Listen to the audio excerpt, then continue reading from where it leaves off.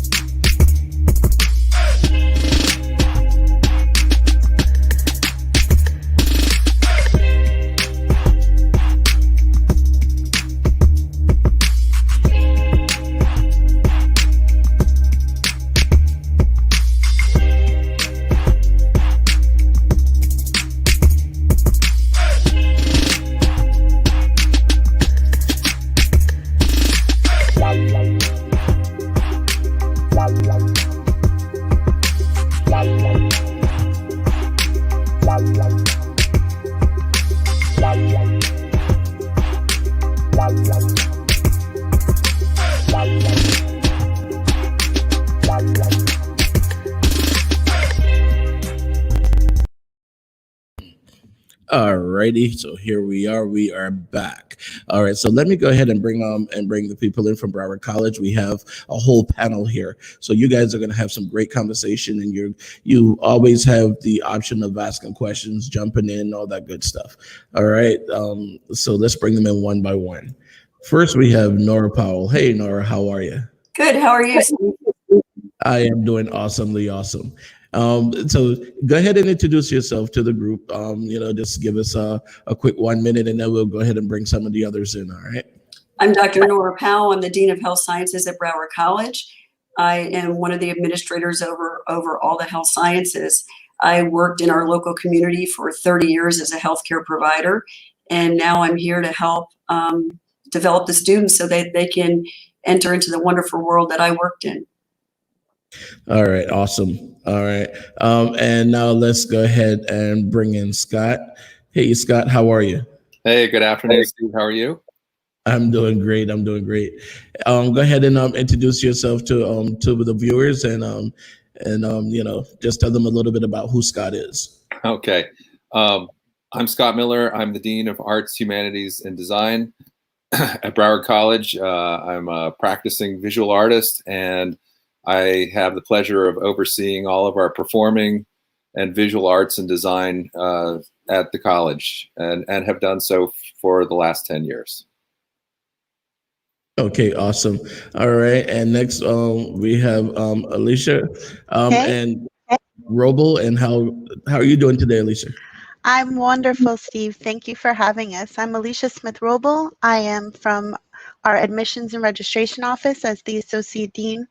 I've served various roles here at Broward College for the past 22 years, from financial aid to Seahawk Outreach Services, and now in my current role. And it's a pleasure being here. Thank you for interviewing with us today. All right, thank you very much for being here with us. And then next we have Bryan. Hey, Bryan, how are you? Hi, Steve. How are you?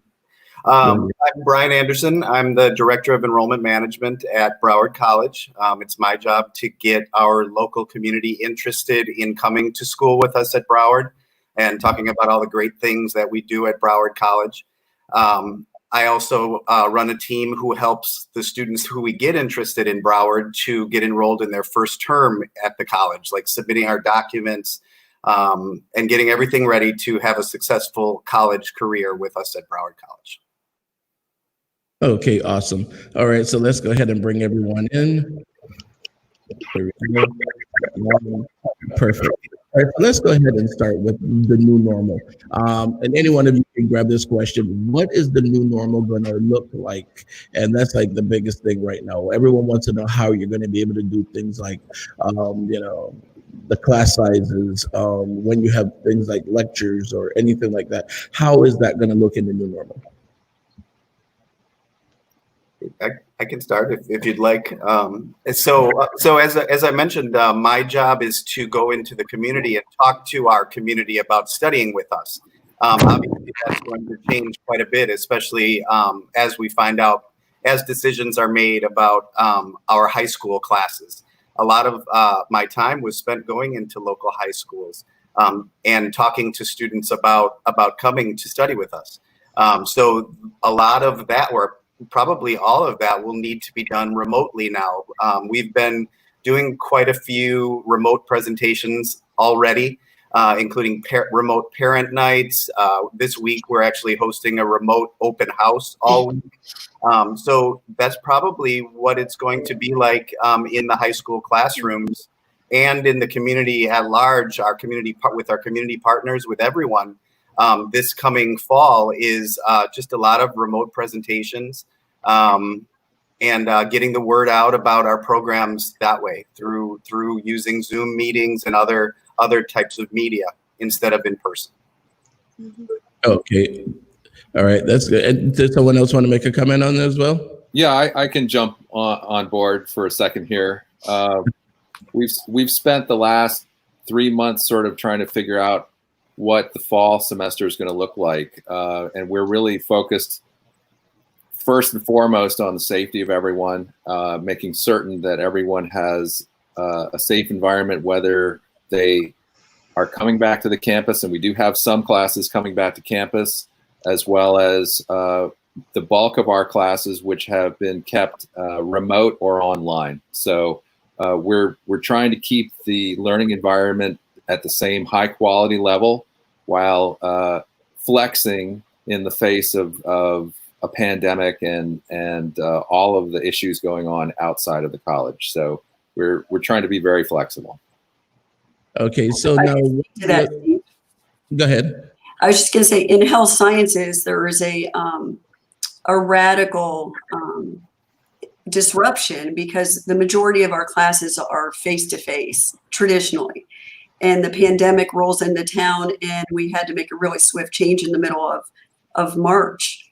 The college did an amazing job of coming in and training faculty to be prepared to teach online, and not necessarily fully online like you would think of an online course, but remotely. And they trained over 1,000 faculty and not only in how to use and train on the platform, but having equity and empathy in the online environment, and then sharing the best practices. One of the best things was, some faculty were more in tune to using that remote delivery than others, and so they shared how they did it. And so there was a lot of training, a lot of difference that has allowed us to move forward and continue to train the students.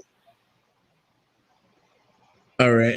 So one more thing too that you just touched on, Dr. Powell, with and this goes to one of the other questions I had, the difference between online learning and remote learning or distance learning, and that's something I don't think a lot of people actually understand the difference. If you can go ahead and explain that a little bit more to the viewers.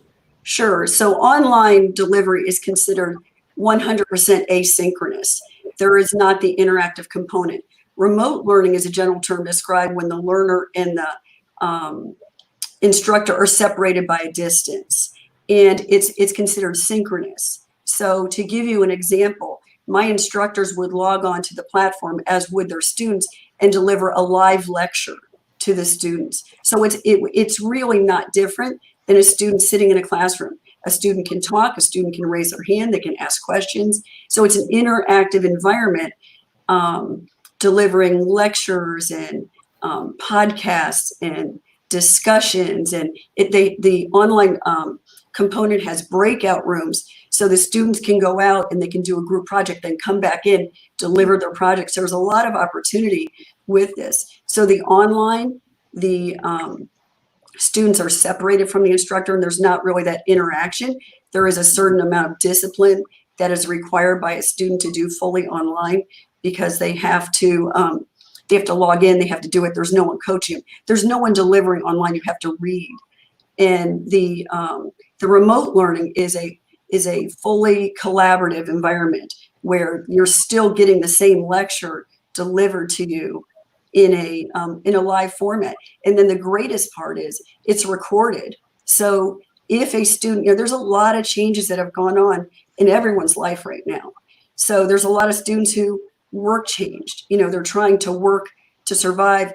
They can still go into the recorded lecture if they had to. They can go in and they can use it to study. So there's a lot of opportunity with the remote learning. All right. So one of the other things too is, what about the admissions aspect of it? How now are you doing that? Because people aren't able to walk in and walk around the campus used to, and different things. So what are we doing different with that? So what we've just developed was an online system called QLIS, and our students can go through broward.edu/QLIS to have one-on-one interactions, just the same as if they were in person, but it'll be via telephone, or if there's additional information that needs to be shared, we'll use the Zoom platform, and that gives us an opportunity to have that rich discussion and exchange while not necessarily being face-to-face.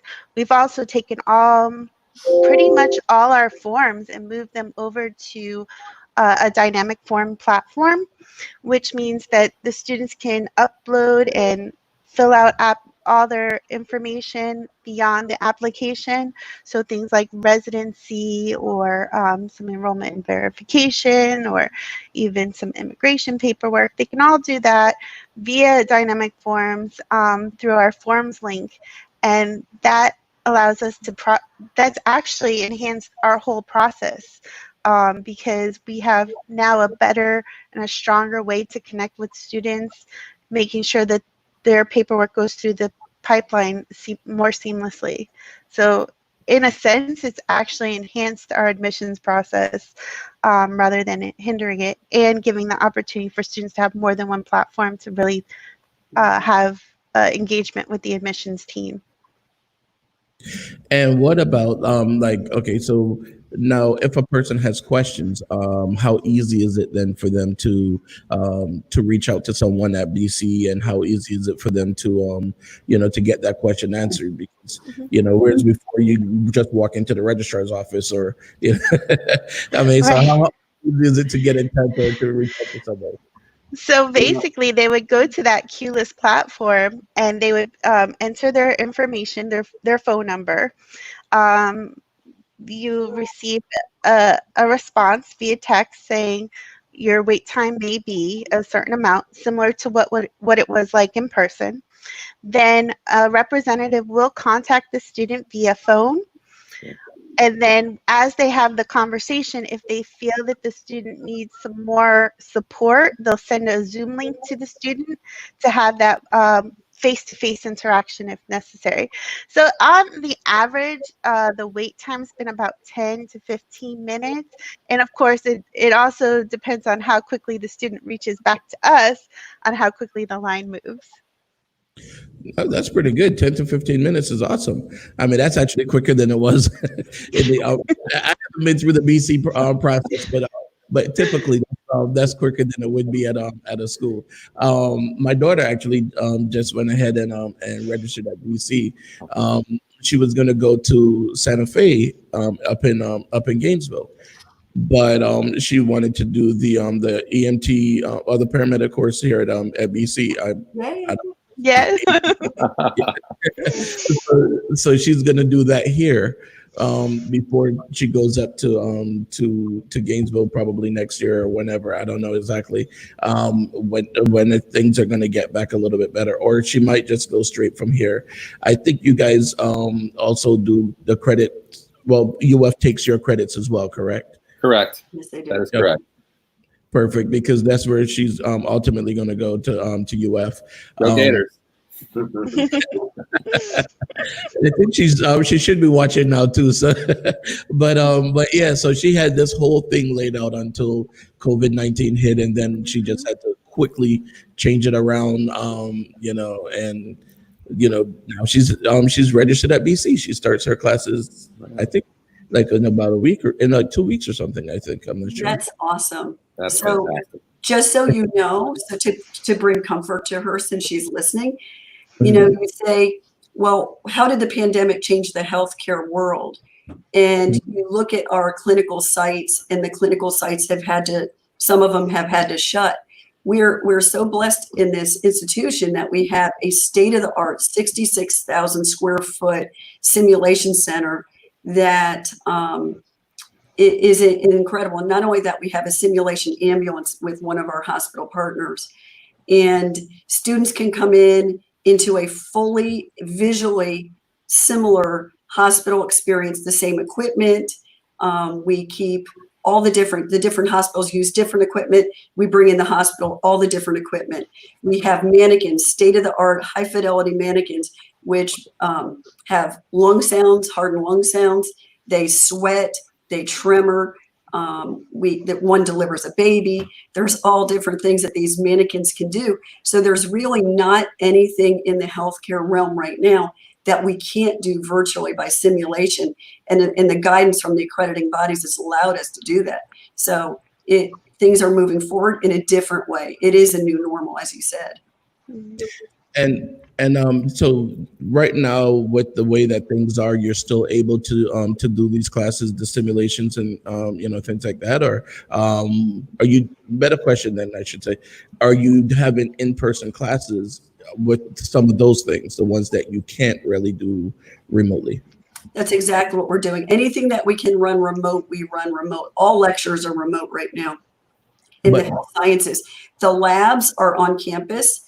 Using PPE, personal protective equipment, and distancing as much as possible. And anything, we do everything that we can, not here, but there's certain skills and practices that you have to do in person. And so those are the things that we're still bringing people on campus for. They're still going into the simulation center. We're doing in person in health science. Mm-hmm. That's awesome. I'm sure she's going to be happy to hear that because that was one of her biggest concerns was not being able to get the hands on. So that's great. So what is it exactly that we're going to see when we go into the schools as far as like the changes? I know we have the 6 feet, but how then are you going to be able to walk around campus and still keep that 6 feet distance? Well, we've put together, like I said, it was about 2 or 3 months in crafting. We got a consortium of people from across the college to work on this. People can still walk onto campus right now, but if it comes down to the classroom experience, we are abiding by CDC guidelines. We are keeping the distance in the classrooms. As Dr. Powell said, we're using PPE always. It's mandatory. But then for certain classes, to keep the numbers of students up in the classroom, we're actually splitting classrooms into two, and we're broadcasting much the same way we're broadcasting right now to your audience. We have added new technologies into the classrooms so that we can limit the numbers of people in the initial classroom, but we'll have a secondary room where the rest of the students are, with a lab monitor there, so they can raise their hands in the secondary room and ask questions of the professor in the primary room. And then we'll switch students from one room to the other. So we're trying really hard to make sure that all of these classes that we have on campus that can't be delivered remotely or online, they still get the same kind of rich quality that they would have had before. And so it's been a big collaboration between faculty and the administration and facilities and campus safety. And I mean, it just goes on and on and on. We meet about twice a week to discuss this. And one of we have a comment that someone posted where it says BC's medical programs are of a high caliber. So there you go. You get that kudos, Right on. They are, and I really anticipate that this will not impact the caliber of student that we put out. In some cases, it could be even higher. There's such an interaction of students right now, and because we are limiting some of our class sizes, there's even smaller ratios of students to instructors. So I do believe that you will see when they come out just as strong a student as we've had previously. Yeah, because if you're actually limiting the class sizes, then that might even be better, because now instead of having, and I don't know what your class size was before, but let's say instead of having 25 students to a teacher, if you limit it now to 15, that's almost like a study group. That's good. And the technology Scott was just talking about is incredible for health science, to be very honest. Our labs, which run small numbers anyway, they're mandated by accreditation. So if we have a radiography positioning lab where we're going to put a person on a table and teach people how to position the person, we only need to have technically like 2 or 3 students in that room, and the others can be in a room next door. And they're watching and they're listening and they're interacting and they're asking questions. They're seeing how their fellow students positioned and how they should position. They're hearing all the questions. And then literally, like Scott said, we're just going to switch rooms, and the people who are watching are suddenly doing. And so it's an amazing technology. It will be interactive with Zoom. We'll be able to have iPads that will be utilized, that will be able to zoom in to see someone who's doing an IV close up or some really fine thing. So it is really, it's different. It's different, and it's great, and it's exciting. So it's almost like, definitely like taking us light years ahead. Yeah. For sure. Give me just 2 minutes and I'll be right back with you guys, because I have to run a quick commercial break. All right, guys, don't go away. We'll be right back speaking to the faculty and administrators at Broward College. Let me tell you about CCTV RX. With over 30 years in the security industry here in South Florida, they have proven themselves to be the first choice when it comes to security professionals. So whether you're trying to secure your home or your business, there's no other choice. Give them a call today for a free estimate. 754-213-2820.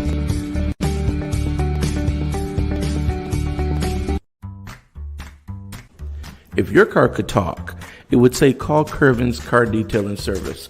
It's mobile and they can come to you no matter where you are in Broward County. Give Curvin a call, 954-549-8507, and tell him that Steve sent you. Baby, won't you take me there? I want some real good food to eat. I want shucking and jiving, shucking and jiving. I want shucking and jiving. Shucking and jiving, shucking and jiving. I want shucking and jiving. Well, I know I got what you want. I know you like that diamond shrimp. My southern fish and them geechee grits. My granddaddy make you have a fit. Right on. I try to give you all of my best. I do it straight from the heart. Cook it straight from the soul. Come on now. Straight from the soul.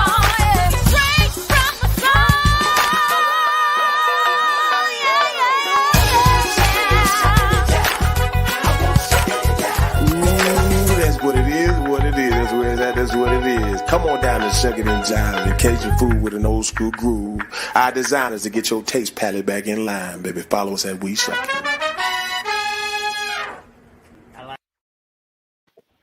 All righty, we are back, and today we're talking about the new normal at Broward College, and we've been learning a lot about how the new classes are going to be, how the class sizes, and how they're going to do the difference between switching classes and things of that sort. So, if you guys have any questions, comments, or anything like that, just go ahead and drop them in the comment section, even if it's on the replay, because we do check them on the replay, and we will answer your questions.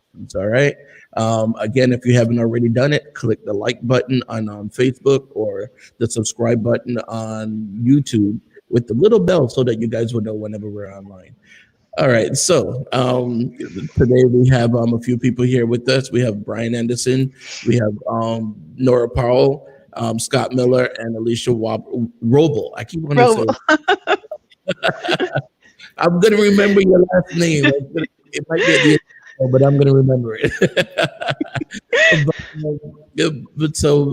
what I wanted to find out too a little bit more was the financial aid, because we've having so many, I do a lot. I volunteer a lot with the Broward County schools, with different schools and different high schools.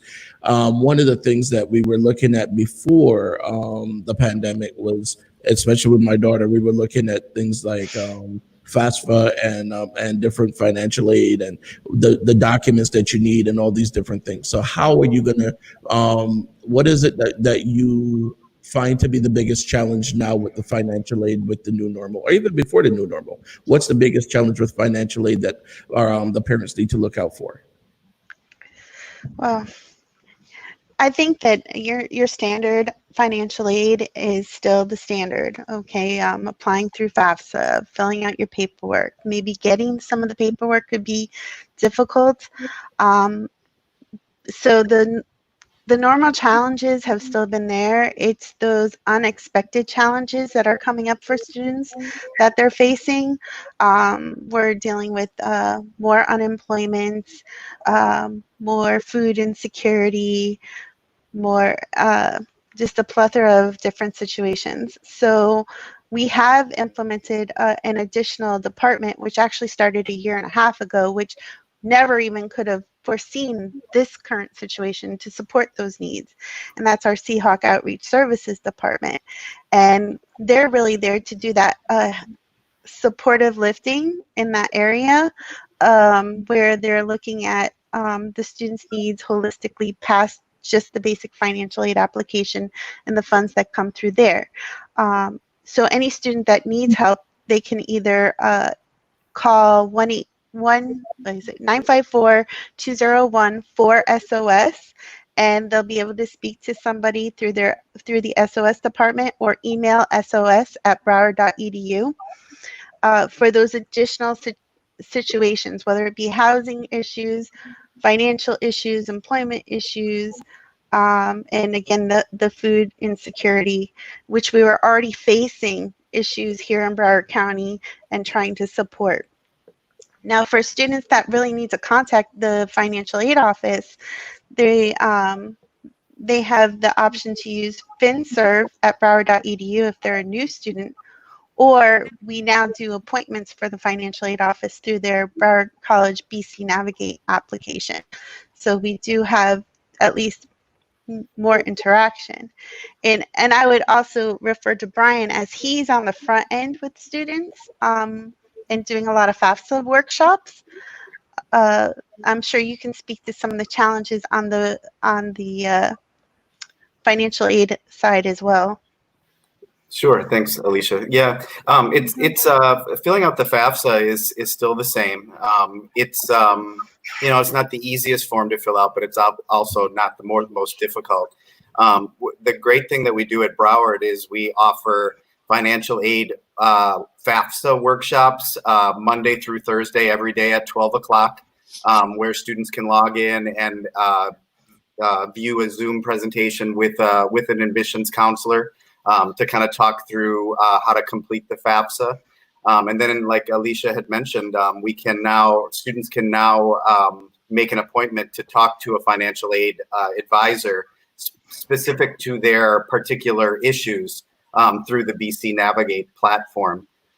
If students just have general questions about filling out the FAFSA or financial aid in general, they can also go to the QList platform that Alicia had spoke about. It's just broward.edu/QList. And one of the recruiters can choose to speak to someone about general financial aid questions. And one of the recruiters can kind of just walk them through the very general issues that many students have with the FAFSA without getting into their personal financial situation. So what about students that are international students or out-of-state students? What how is that changing? Because do they still have the option? And I know Alicia was just talking about things like helping with food and housing and things of that sort. Does this apply to international students as well, or how does that work? I'll let you answer that, Alicia. Well, international is it's a little bit more challenging. Our international students that are classified as international come in with a certain level of support already. So the traditional financial aid, they're not eligible for through Title IV. But there are some cases where at least the SOS department can assist with certain challenges. It's still a challenge for us to fully support international students financially because of some of the stipulations and restrictions that we have, again, with federal funding and some of the state funding as well. But we work hard to meet those needs through different community resources and support systems that we have already built throughout Broward County. As far as out-of-state students, they are traditionally eligible for financial aid based on criteria, of course. And then we can look at, again, if they need the additional support beyond the regular financial aid, that would be grants, loans, scholarships. We look at the SOS department would look at the whole picture to see how else we can support them. And overall, I think one of the biggest financial challenges for our students have been moving to technology at home with laptops. And what we've been able to offer as an institution has been a laptop loaner program. They initiated that in the fall, the spring, as soon as we started transitioning to remote learning. We've been doing it for the summer as well, and we're looking at financial ways to financially support students being able to purchase their own laptops through our Barnes & Noble bookstore as well. So a person that doesn't have a laptop at home can either borrow it or, but when you say purchase it through the bookstore, is it going to be something that's going to allow them to make a down payment and then small payments, or do they just buy it outright at a discount, or how does that work? We're working towards having a financial aid component so that we have the eligibility available. And again, it's based on eligibility of the student, of whether or not they'll be able to purchase it. But that's that's actually a big step forward because we weren't able to allow students in the past to put purchases towards the computers and whatnot, because it was textbooks first all the time before. Yeah, that's actually a really big thing. I mean, I that would help a lot of students because, I mean, when it comes to high school, like now, I believe Broward County Schools handed out over 80,000 laptops during the pandemic. I mean, that's great, but what it translates to is there were 80,000 people or students that didn't have a computer at home, and mine included. and I'm thinking this is 2020. I mean, but the thing is, it's like so once those kids now transition to college, they don't have the option of getting that laptop from the Broward County Schools anymore. So your program actually is a great program to help them to continue that education and help them to go forward, because honestly, a lot of those students probably wouldn't even be able to do the college courses if they didn't have the program that you're on, that you're talking about. Mhm. So how do And they go get in with that program? Do they just go into well, they can't just walk into the bookstore, but well, for the loaner program, there was an application to be filled out with the institution through the SOS site or our COVID-19 site. On our Broward.edu page at the top, you'll see a banner. It says COVID-19. You click, and almost every resource we could possibly put, or any change that we can possibly put, we put right there. And we put that there at real time. So actually, sometimes there's things that get posted right before we even know about it. So that is the best place to look if you have 100 questions. They're all answered. We're using it too. It's been fantastic. That's for the loaner program. And then for the bookstore, I believe we're still working some of the details out, but it should be like the traditional bookstore experience. The one thing to note is the bookstores are open. They're open Monday through Friday. I want to say 9 to 4, Monday through Friday, in person at each campus. And just like traditionally, you can go to the campus of the class that you go to and purchase your books. And if you're doing regular payment, but with financial aid, you provide them the information, your student ID and all that, in order for them to do that. And then they would just work it out that way. okay. So now, let's say the book. Now, do they have pre-owned? I guess we don't say used anymore. Do they have pre-owned as well, or is that everything brand new where you're going to have to pay the brand new prices? Dr. Powell, Mr. Miller? I would say it depends on the course. Some of the courses have lab codes that you can't buy the used one. You have to buy the code. I think it really depends on the course. And I would defer to Scott Miller on that, see what is in his area. I know that we actually make a valid attempt. The professors make a valid attempt to try and use older editions of books because the information is the same, but the price point is much lower. We're always cognizant of that. I mean, we're held accountable by the state for textbook affordability for new books, but then we try and go a little extra way and make it so that our students have access to, in my area, it's not a health science area, so there's not science that's constantly sort of updating. The arts have been pretty static for a long time, so we don't really, there might be a groundbreaking artwork, but it's not a life or death situation. So we can use an older book, where in Dr. Powell's area or the nursing area, they need to have newer texts for sure. But we're always cognizant of the fact that our students, a lot of our students are first time in college, and maybe for their family, first time in college. And so they may not be expecting the price point that happens in the bookstore. So we're very aware of that, and we try and make it so even now, so that they're getting the best bang for their buck that they can have. Yeah, because they walk into the bookstore and they see a book for $100 and they're going, what? Yeah. Yeah.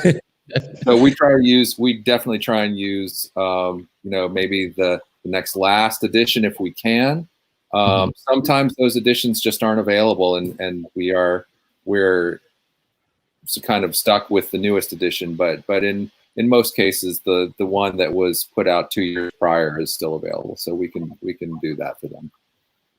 Now, this may be a bit premature, but do you guys have, and this would probably be more of a Dr. Powell question, any kind of curriculum or anything that's going to include things like COVID, or even how to spot the symptoms, how to treat people? Because yours is a nursing program. Do you already have that included in there? We update our programs as we go when we have things like this. I mean, this is not the first thing we've had to deal with. We've had to educate our students on hepatitis C. We've had to do it on Ebola, on West Nile. We have active clinics that run on our campus, which the vision care clinic's not running right now, but we normally do. So we always get these precautions and teach students, infection control and standard precautions and making sure that everyone knows, protect the patients, protect us. So it does get integrated right away. I mean, they're in their firsthand experience right now learning it.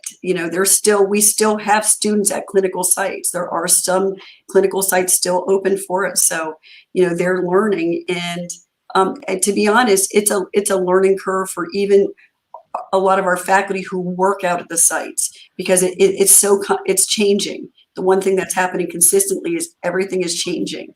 What is good for today isn't necessarily good for tomorrow. So I think in healthcare, you have to be very nimble and you have to be ready to make changes as they go.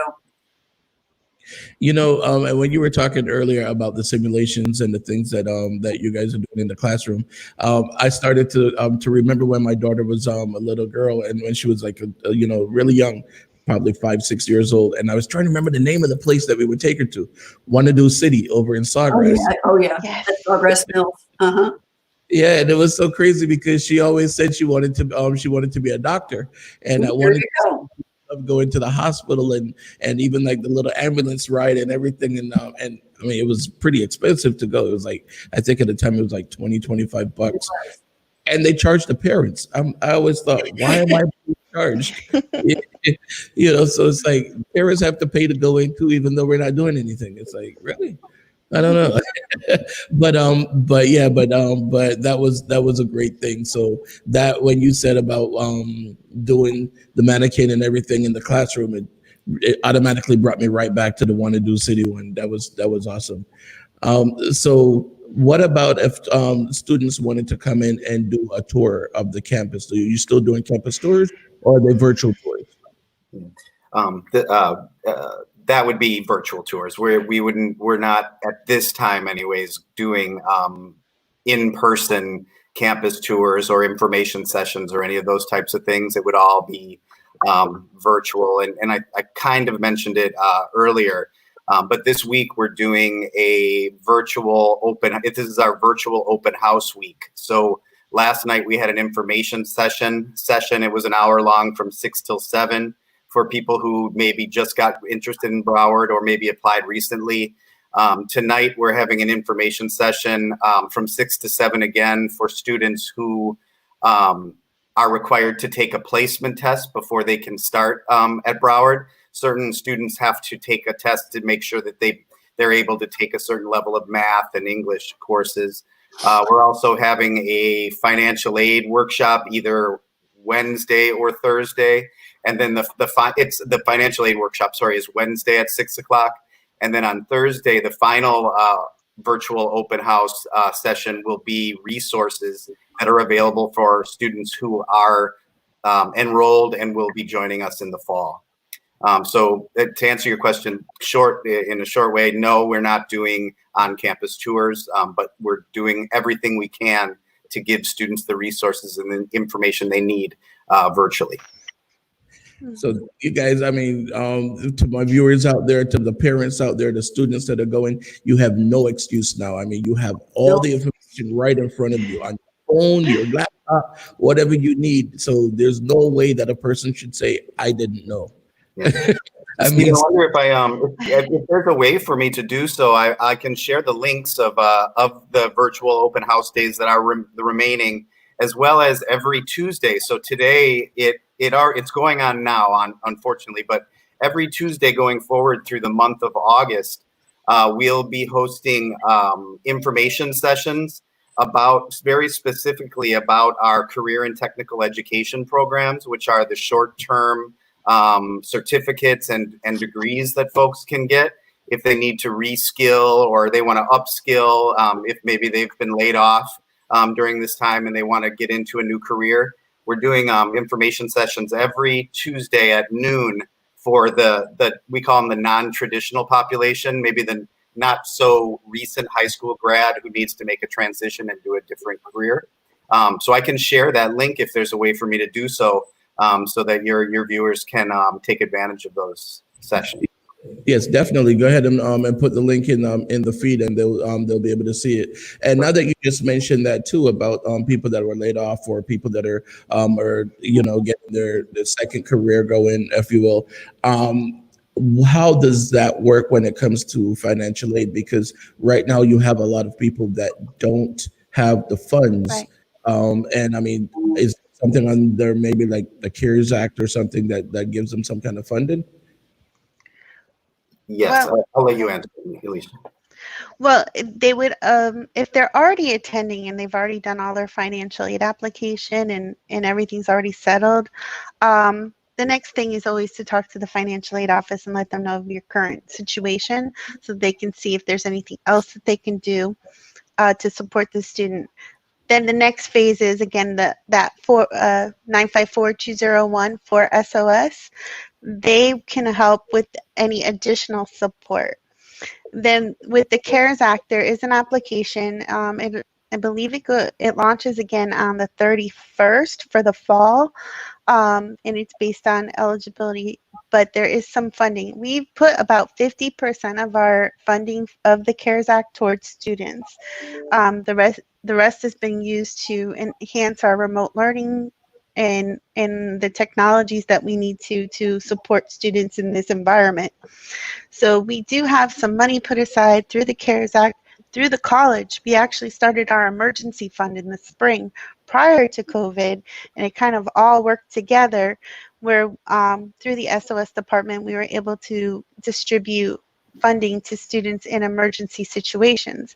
So we've actually been a little bit forward thinking in the sense that we saw Broward County and we understood the needs of our community and had already started setting up things like this to support the community and the student environment in which we live in.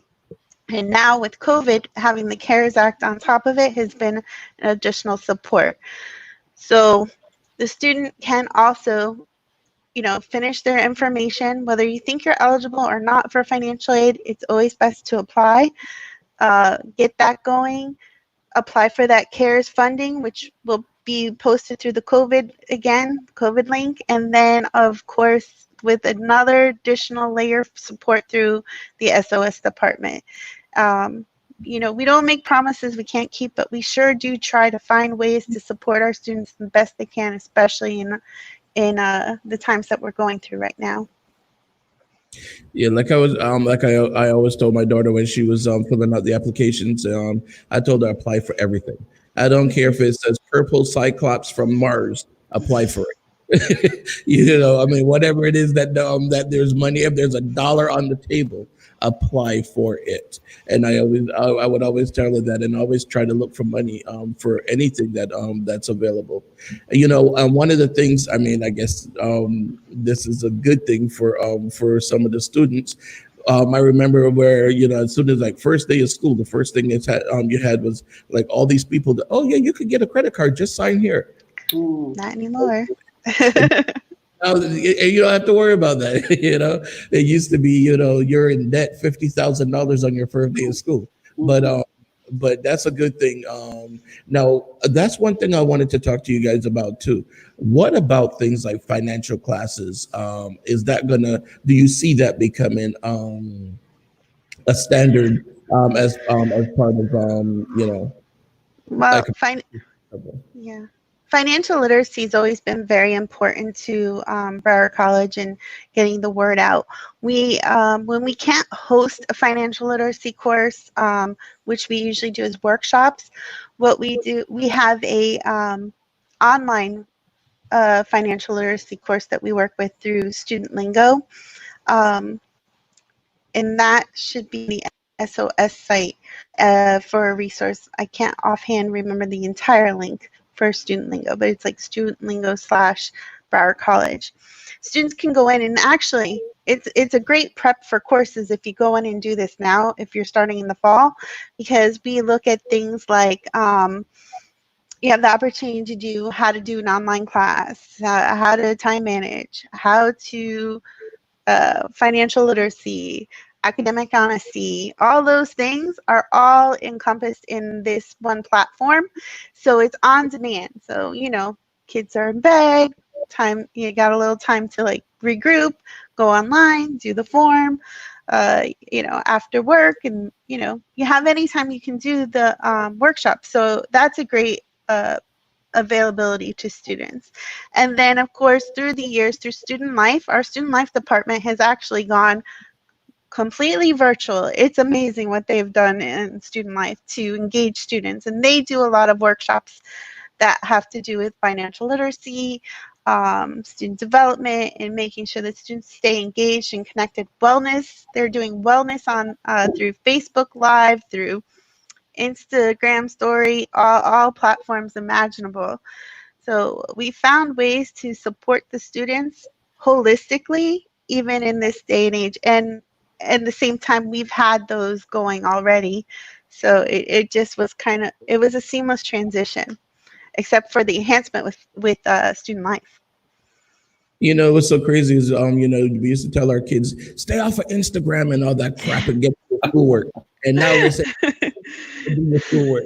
It's true. It's so funny, I was just a friend of mine sent me this thing.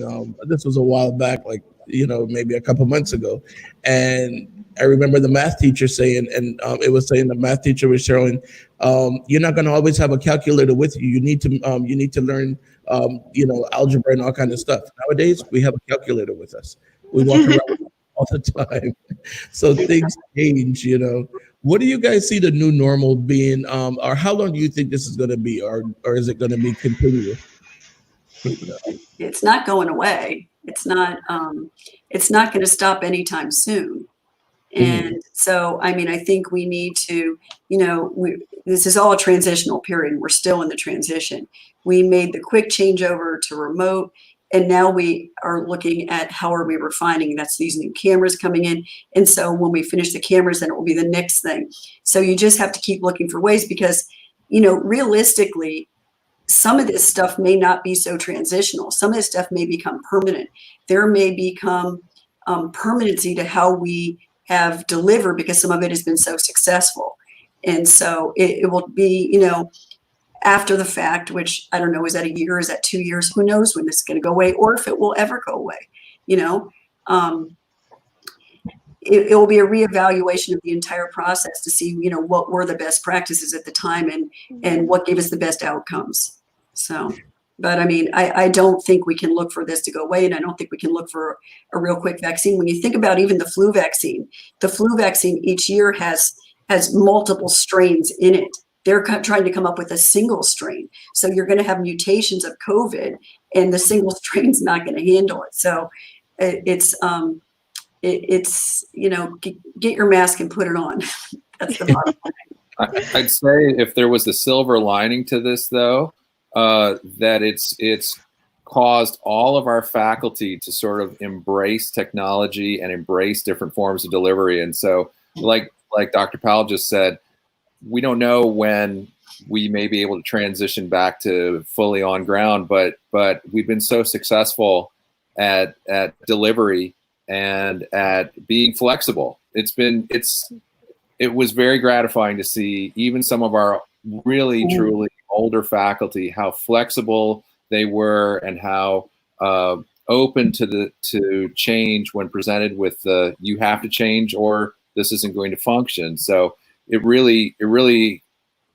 think it's going to transform the way we deliver classes in general forever. Like even if we go back to on ground, I think that there's going to be a much larger component of students and faculty that are now very comfortable with this. And so, I can't imagine actually having to drive to a meeting anymore because we do this all the time. So, I agree. And I think it's shown us like there was a lot of time wasted in just traveling. Yeah. To your point, Scott, I think the student experience as well.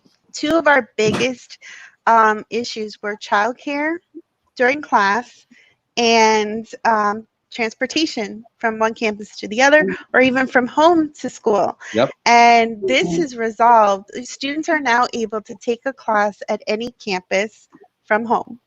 Their children can be in the other room doing what they need to do, and they don't have to worry about them completely disrupting a classroom because they really don't have a place to put their child during class. So in another sense, there's another silver lining. We found a way to assist our students who have children and transportation needs. I agree. Who would have thought, right? I agree. And Joanne Rossi was just was commenting, Broward College has an awesome IT department. They do. They have supported us diligently. Yeah, what's so crazy is when we think about it, 10 years from now, this what we're calling now the new normal is going to be so normal that people aren't going to remember what it was like before. And like at my regular job, I have there are a lot of, I call them kids, but they're in their 20s.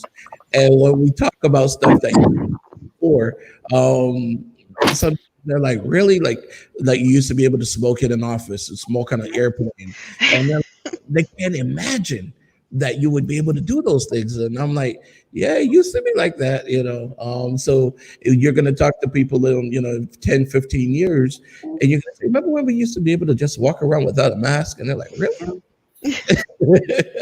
Not wipe down your groceries. You could go to Publix and you didn't have to go through one door and out the other. You could just go through any door. And like, really? Or get in trouble for going the wrong way down the aisle. Yeah.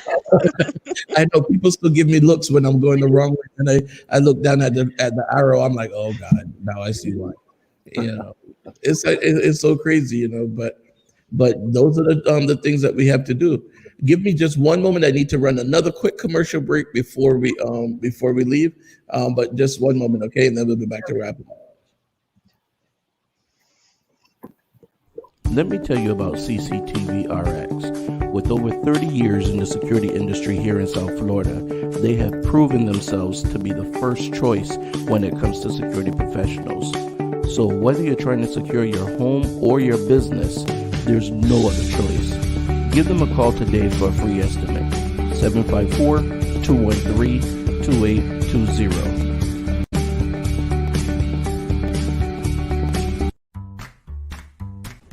If your car could talk, it would say call Curvin's Car Detailing Service.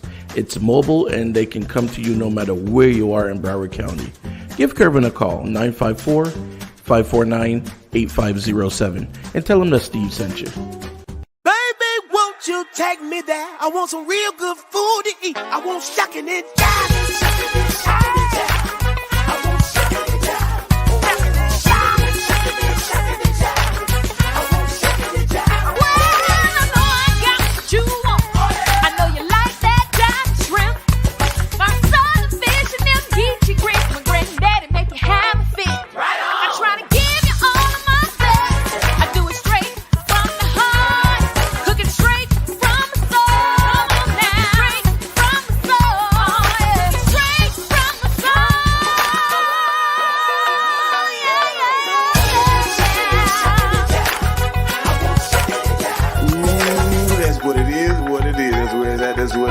Come on down and shuck it and jive and Cajun food with an old school groove.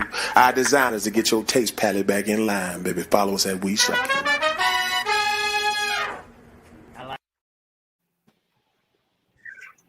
It. Every time I run that commercial, I get hungry. I feel like I do too. shrimp or something. There's the song stuck in your head the rest of the day too, I would imagine. Yeah, I know, right? Well, but it's pretty cool. I'm gonna have to go down there and check it out and see, But so let's go ahead and get like a 1 minute wrap up from each of you, and any information that you want to share with the viewers. Let them know more about your department or even some of the new programs, anything at all that you have. We'll go ahead and start with the ladies first. We'll start with Dr. Powell first. Okay, so my 1 minute wrap up. Thank you first for having us here, and we really appreciate it. Broward College offers an amazing opportunity of an affordable education. We've been an Aspen top 10 for the last 4 years with an opportunity to win the prize this year. We train individuals coming in my division in between 1 to 2 years, coming up, making a living wage where they can support themselves. And hopefully, if they're lucky, move out of their parents' house if they're still in it. And it can take people literally from poverty to prosperity. And there are amazing faculty. I'd be remiss if we didn't say we have incredible faculty who've been so dedicated to this whole transition. And really, the faculty are the backbone of the college. And so I think if you're not enrolled, I think you should enroll now. Now's your opportunity. All right, awesome. All right, now Alicia, let's go to you next. Sure. Again, thank you, Steve. This has been wonderful. And to all of you out there, if you haven't enrolled, this may be the time to do it. It definitely gives you a chance to increase your skill level, whether it be in health science, but also there's a lot of jobs that we're looking at that are, as they say, they're going to give you the opportunity to go beyond if something like this were ever to happen again. So strong careers, strong skills, get that base now. And, it's a great time to just sit down and hunker down on that information and get it done. And by the time this is over, you'll be out in the job force and you'll be ready to serve. And you might be able to actually start serving in the community and working right now by the upskills that you've acquired. So I wish you all well, and we hope you come by and see us soon, virtually, of course. All right, Bryan, let's go to you next. Yes. Thanks again, Steve, for having me and us. I see that you shared my my links, which is great. I hope that anyone that is interested in possibly upskilling or just hearing more about Broward, that you'll join us at one of the events that Steve has posted there. Even though we're large, we have 63,000 students. A lot of times I still feel like we're one of the best kept secrets in Broward County. Mm-hmm. We've got awesome faculty. We've got awesome services for our students. We're super affordable in terms that when you compare us to a state university or especially to the private universities in the area. We're super affordable. And we're going to get you where you want to go, whether that is a short-term program that'll get you working right away when you graduate within a year or 2 years in some cases, or if you want to transfer to UF or FSU or any of those big, great Florida institutions. All of our credits will transfer there. You're guaranteed admission to one of the state universities in Florida if you do graduate from Broward with your AA degree. So we're just an awesome opportunity for most students who live in Broward County. And so I hope you'll take advantage of all we have to offer. Thank you. All right, thanks very much. And now we'll go to Scott. Well, Steve, I want to thank you and your audience for having us today. It's been a real pleasure chatting with you guys. I wanted to say, as a shameless plug for my own area, that we have Associate of Science programs in audio, music production, as well as film production. And as we all now know, content is king. Everybody is trying to create content. And so if you're looking to sort of upgrade your skills and get into the media area, this is a perfect opportunity. And I'm gonna wrap up everything by saying now is the perfect time to come back to school or to start school, because we are ready and waiting to have you come and get you the education you need. So thank you very much for having us. All right, and I thank you all for being on the show. I mean, this was awesome. I got a lot of information. I'm sure my viewers learned a lot as well. I like the idea too of people going back to school and getting a certificate or something, because honestly, we start to see how dependent we are on on particular parts of the community. What we're calling now, what's the word that we're using? Oh gosh, I can't remember what it is. But the workers that we can't do without. Oh gosh, The my essential workers, Primary responders. the essential. Yeah. Essentials. Yeah, there we go. And the thing is, I mean, yes, so we have the essential workers, and we're really, we're really pushing hard for a lot of the ones that are out there to get a certificate or get something. I'll be honest, I'll be straightforward. Most of the essential workers aren't being paid as essential workers, so we need to get them back into the schools, get that Six Sigma, get the whatever you need to get an AA, get an AS, whatever, so that you can now, instead of being the frontline essential worker, you can be the one in the background making the decisions and getting paid.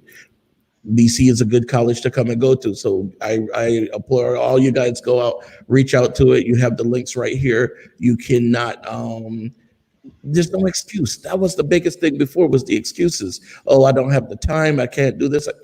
Hey, it can't get easier. If it was any easier, I would literally have to send an Uber for Dr. Powell to come to your front door. The only thing that was easier than is here right now. All right, but guys, I thank you guys for being on the show. I really appreciate it. And if anybody wants to reach out to the departments or anything that you heard on the show, I'm going to put the links in there. The SOS, different ones. So we already have some of the links in here. Take advantage of it. Click on the link. Watch what's going on. And it's not expensive. How much is is it per credit at BC as opposed to, let's say, one of the other schools in the area, your St. Thomas or UM or one of them? Well, I know those are expensive, but yeah, we cost about a little bit under $120 a credit, and at those private schools that you mentioned, I mean, it's 10 times that amount. So. That's what I'm talking about. $120 a credit, can't beat that. So like I'm doing a commercial for BC, and We like that. We do. It's not a commercial, but it's just I tell my daughter and I tell the younger generation all the time, I'm 50 now, and I wish I knew this information when I was in my 20s, when I was whatever age they are, because like my daughter's 18. I wish I had this information then, because there's a lot of things that I would have done different. So as I tell the younger generation, don't make the mistakes and wait until you're 50 and then say I shoulda, coulda, woulda. You have the information right now. And Steve, tell your daughter to stay with us to get all the way through her associate in arts degree. We have the same credential, or we have the same requirements to get into UF as those other schools. There's really no reason to go away to a community college in the area of where that university is, because all the community colleges use the same course numbering system. So any Broward County residents should stay and go to college at Broward College to save money with housing and all that stuff. So, and that's another thing too. Well, I got a couple of comments here I wanted to bring up real quick. Joanne Rossi was saying, thanks for the panel. The conversation was good and informative. And Crystal Swinton, she also says, thanks for sharing the information. So that's another thing I wanted to mention too, which I think a lot of people don't realize. When it comes to the financial aid, and the person gets, let's say, $6,000 in financial aid, and they only spend $2,000 between classes and books and stuff like that. Mm-hmm. Explain to them what happens to the rest of that money. Save it. Or it's meant for living expenses, of course. So if you have your grants and your loans and some scholarships, and it goes above and beyond the cost of your attendance, like your immediate costs. But put that aside, because you want to be able to, if you have an emergency or you need the funding, to use it. Now, we're considering cost of attendance. We consider, housing and transportation and those kinds of things, of course. But if you have a flow of income and you can support, put that money aside and use it for when you need it, it turns into a better situation for you in the long run. It's all, it's all budgeting. otherwise, you can walk away with no matter where you attend, you can still have a lot of loans. Well, and the thing is, a lot of times too, you don't even need to spend that. If you don't spend that extra money, and after the end of 4 years, you can walk away with a little chunk of change. You start your life after college with some money in your pocket. So it's almost like they're paying you to go to school. I mean, listen, this is a no-brainer. Yeah, I mean, I hate to keep sounding like an infomercial, but guys, you got to get it. I mean, if it's not BC, because I got people that's listening from all over the world, check into the colleges in your area. If you're in the Caribbean, check into to UE, to the University of West Indies. If you're in the U.S., check into your county. The schools, the community colleges, which I think most of them now, if not all, are 4-year colleges now, correct? Because I mean, most of the ones that I heard that used to be 2 years, I think a lot of them are now 4-year schools. But either way, check into it, do something, because I think it was Dr. Powell that said it earlier. When the next wave hits, and who knows, it may not be another corona, maybe something else, maybe the Bud Light virus. I don't know, but I'm just saying.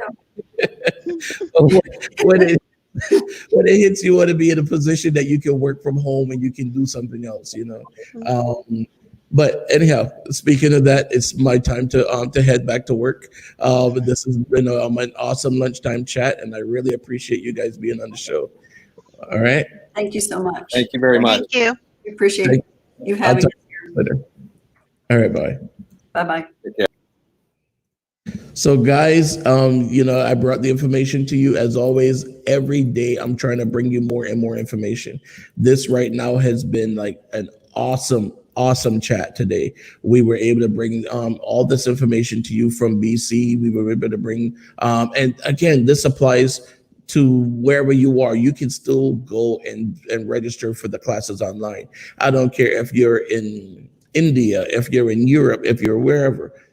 You can do BC classes online. Click the link that you see right there, the ones that I dropped in the feed, and just watch some of the things that they're doing and decide if this is for you or not. But honestly, we have to do better. And if this is what's going to take you to get to the next step, let's go ahead and get you to that next step. All right, guys, go to my website, go to lunchtimetalkwithsteve.com, and you can see some of the links. Click on the Get Help section. We have everything from 211, which will help you with your rent and your light if you have a problem with your light bill or your rent. Click on the Suicide Prevention hotline if you have any kind of issues. You need someone to talk to. You need to just to chat. Sometimes we don't realize how just talking to someone can help. The link is there. If you're looking for food, you need some food for your house. You don't have enough money, whatever. We have Feeding America on there as well. And all of these are national programs. So you just put in your zip code and boom, it just tells you where in your area you can get the help that you need.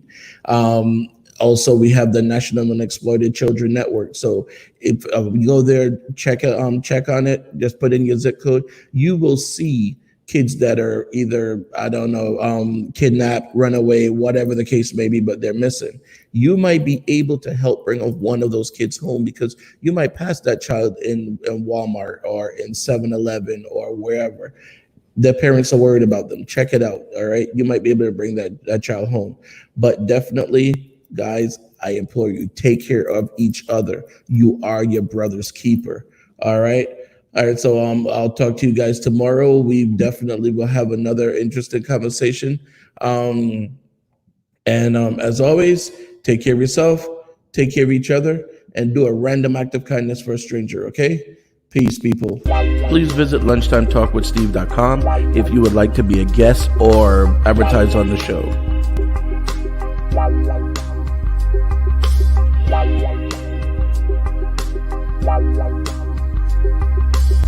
If you're interested in any of the products or services you saw on the show today, or if you would like to be a guest on the show, please visit our website, lunchtimetalkwithsteve.com.